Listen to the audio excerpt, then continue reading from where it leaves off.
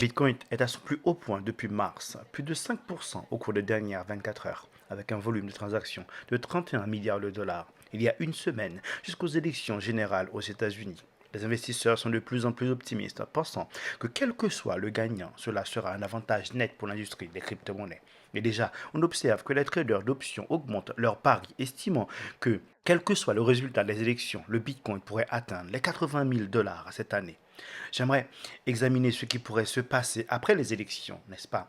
Peu importe qui l'emporte, je ne fais pas les prédictions, je ne dis pas que le Bitcoin en fait non plus, mais qu'en est-il de l'ensemble de l'écosystème? Y a-t-il un sentiment que cela pourrait atteindre les 80 000, les 90 000, voire les 100 000 dollars? Certains prévoient même que le Bitcoin atteindrait 1 million dans les 5 à 7 prochaines années. Quelle est la perspective au-delà des élections? Donc le doute n'est plus permis. On sait très bien que la crypto va partir. On sait très bien que pour l'instant il y a de l'incertitude. Donc le marché hésite. Le marché reste dans les 69, 70, 72, 73 000 dollars pour un BTC. Les altcoins ne sont pas encore partis. Mais une fois le vainqueur des élections américaines sélectionné, triche ou pas triche, à partir du moment qu'il y aura quelqu'un, le marché aura les certitudes. Souvenez-vous que les marchés détestent l'incertitude. C'est pour ça que pour l'instant, on attend. On attend, mais on est quand même à 70 000 dollars pour un BTC. Hein. Donc, je crois qu'on est près de ce qu'on attendait depuis tout ce temps. Nous avons passé le bear market, nous avons fait le plus dur. Nous étions là quand le BTC était à 20 000, quand Ether était à 900. Nous étions là quand personne croyait que tout le monde tournait le dos. Nous étions là. Terra Luna, nous étions là. FTX, nous étions là. Binance, nous étions là. Maintenant, pour pouvoir bien profiter de ce bull run, pour pouvoir TP au moment voulu, il faut avoir une perspective. Par exemple, quand vous sortez de chez vous, vous savez que vous allez à la banque, à la boulangerie, à la librairie ou bien aux impôts. Vous avez une directive. Maintenant, nous devons avoir une perspective, une directive, un objectif avec l'argent que nous sommes susceptibles de faire sur ce bull run. Mais gardons en tête cette maxime qui me galvanise tous les jours. Les pauvres travaillent pour un salaire. Que vous soyez éboueur ou bien femme de ménage, vous travaillez pour un salaire. Ensuite, quand vous commencez à vous élever, vous faites en sorte que les choses, des objets, des gens travaillent pour vous. Vous avez des employés, vous avez des voitures que vous louez, vous avez Uber, vous êtes le patron, vous avez des logements, vous avez des choses qui travaillent pour vous. C'est déjà, vous n'avez pas à interagir physiquement, mais vous travaillez plus intellectuellement. Et ensuite, le summum. Vous faites en sorte que l'argent travaille pour vous. Et là, nous sommes à l'aube de quelque chose d'absolument phénoménal. Les protocoles de DeFi, vous pouvez laisser de l'argent sur un protocole, avoir 8, 10, 12% dessus annuel. Il est même possible que cet argent soit additionné sur la somme de départ qui font des intérêts composés. Donc, asseyez-vous, ça va être un peu lourd. Mais on va essayer de prendre ces informations de la manière la plus digeste possible. Imaginons que vous avez 600 000 euros que vous voulez placer dans un protocole de DeFi pour générer des intérêts. Des taux de rendement annuels sont envisageables entre 8 et 10%. Faisons le calcul pour voir comment ça se traduit en revenus mensuels et annuels. Avant, vous savez, le bull run va arriver, le moment euphorique. À ce moment-là, on va se retrouver avec des protocoles de DeFi qui vont vous donner des 20%, 30%, 1000% même, mais sur une courte durée. Pourquoi est-ce qu'ils vont faire ça?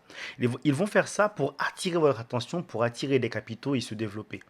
Durant ce moment-là, il faudra bien évidemment, selon votre stratégie, mais moi je vais laisser une somme sur un protocole et je garderai une enveloppe pour profiter de ces protocoles-là. Parce que si vous laissez une somme assez conséquente sur 2 heures, sur une journée ou maximum 2 jours, eh bien ça peut être assez rentable. C'est une parenthèse. Maintenant, on dit que vous avez 600 000 euros à un taux de 8%, ça nous fait 48 000 euros à l'année, et soit 4 000 euros par mois. C'est pas mal.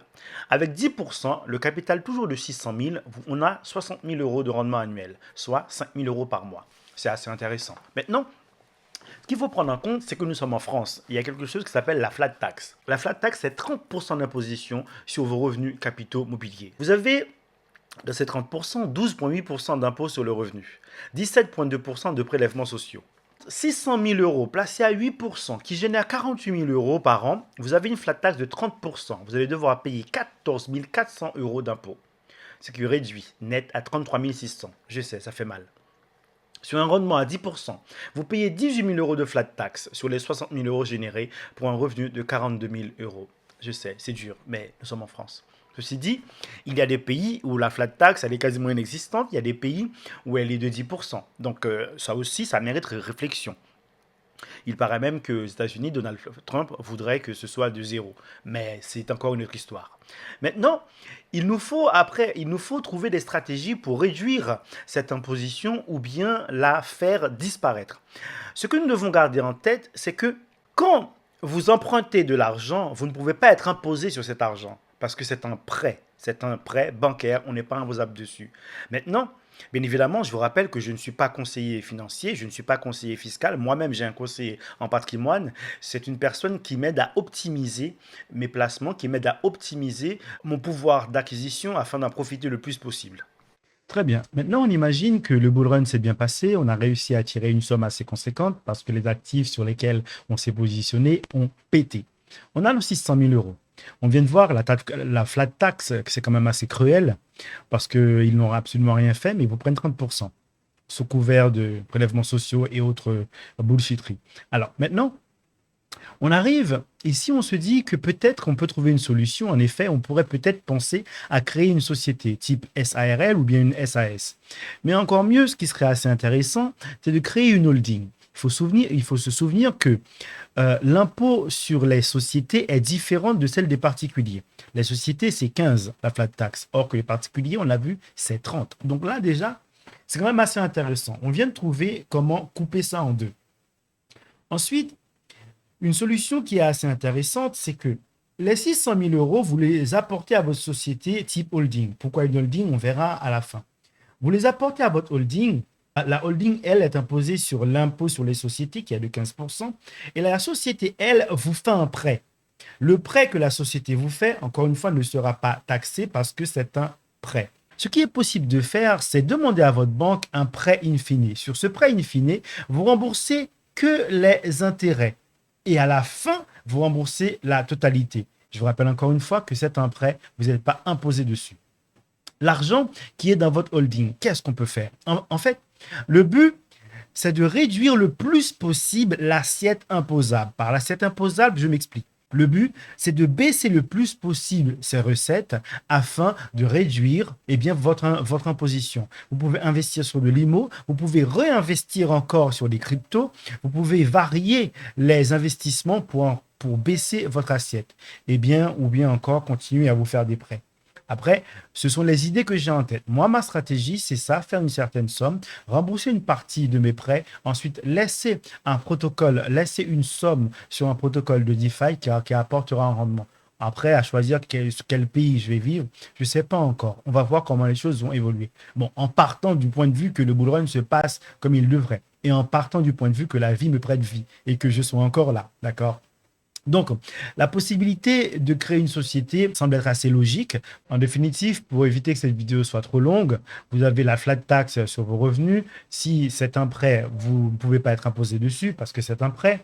Créer une société type holding peut être assez intéressante. C'est des mots assez barbares, mais quoi qu'il en soit, le but, c'est de réduire l'assiette imposable. Maintenant, je vais me focaliser pour vous présenter chaque actif et sur les paliers sur lesquels je souhaite commencer à mettre en place mon DCA. Donc, cherchez des informations sur les holdings, cherchez des informations sur la flat tax, sur le pays dans lequel vous résidez et que si vous devez changer de pays, est-ce que c'est faisable? Est-ce que votre famille vous suivra? Est-ce que vous êtes prêt à recommencer une nouvelle famille? Vous avez des perspectives d'investissement dans ces pays? Est-ce que les pays sont pro-crypto? El Salvador, je ne sais pas. L'écosystème est relativement jeune et la réglementation est en train d'être lancée. Donc, tout est possible. Faites bien attention. Les amis, je vous remercie pour le temps passé et rapidement, je vous retrouve. À très bientôt.